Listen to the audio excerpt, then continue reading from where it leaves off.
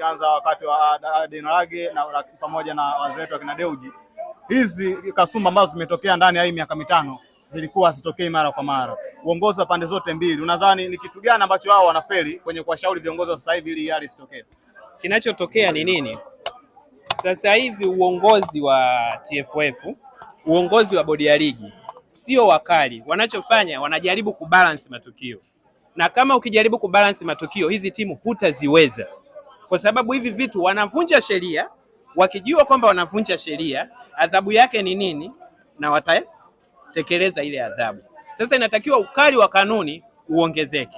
Kwa mfano, kama Yanga aliwazuia Simba kufanya mazoezi, ni kwa sababu alijua faini ni milioni 5 atalipa na atakuwa amewaathiri wenzie kisaikolojia.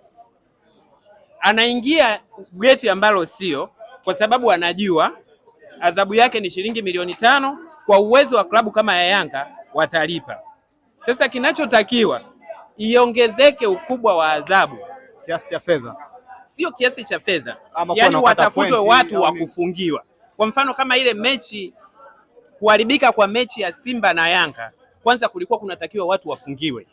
Kwa mfano, nikianza ule muda ambao Simba walienda kufanya mazoezi, Simba huwa wako very professional. Hakuna sehemu inayosema kwamba mgeni atoe taarifa kwamba ninakuja kufanya mazoezi. Kanuni inajulikana kwamba unatakiwa kufanya mazoezi muda ambao mechi inachezwa. Wewe kiongozi wa ni meneja wa uwanja, kamisa wa michezo, alitakiwa aweko pale kujiridhisha kwamba huyu mgeni aliye mwenye haki ya kufanya mazoezi muda huu atakuja au haji. Kwa hiyo walitakiwa wawepo, asipokuja watoe ripoti kwamba hakuja, akija wamfungulie afanye mazoezi. Lakini unaona mambo yanaongelewa sehemu ambayo sio, kwa sababu wahusika wanaotakiwa kusimamia ile sheria namba 1 hawakuwepo uwanjani. Sawa, umezungumza hapo kwenye issue ya TFF namna ambavyo sheria zao zipo. Unaungana na Yanga kwamba bodi ya ligi ina matatizo, kwa sababu ukiugusa TFF maana yake na bodi ya ligi nao wanaingia huko. Kuna udhaifu, nakubaliana nao, lakini pia kuna vitu ambavyo vinapofanyika vinafanyika kimaandishi. Mimi ninachoongea kwenye hili swala, mimi sioni tatizo kubwa kwa bodi ya ligi.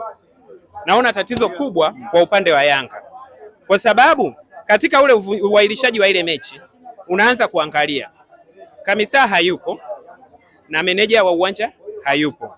Bodi ya ligi hawajatoa taarifa yoyote, ila wamelalamika Simba kwamba kuna mambo ABC.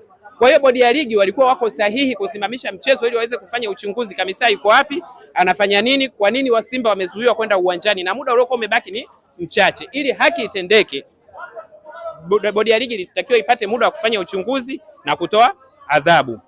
Sasa kama bodi ya ligi ingekuja haijamsimamisha kamisa, haijatoa adhabu kwa meneja wa uwanja, hiyo ilikuwa swala jingine.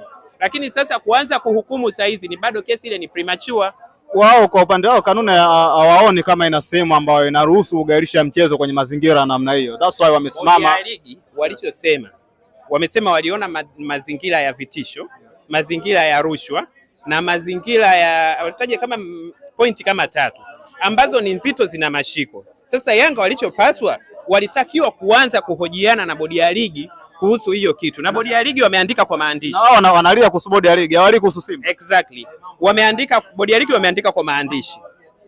Simba walikuwa very professional, walijibu kwa maandishi, na baada ya kujibu kwa maandishi walisema kwamba hawataongea kitu chochote, haki zote zimehifadhiwa. Maana yake wanasubiri nao wajibiwe kwa maandishi. The same to Yanga, baada ya ile barua kwamba ligi imezuiwa, walitakiwa watoe malalamiko yao kwa maandishi. Lakini ligi mechi imezuiwa kwamba haichezwi, wewe unaondoka, mamlaka imekukataza kwamba usicheze mechi, hamna leo, wewe unaondoka unaenda uwanjani, manake umekaidi ile amri. Lakini pia mechi inachezwa saa 1, wewe umeenda saa 10. Lakini pia kuna mtu kakufungulia geti pale, yule naye pia alitakiwa kuadhibiwa.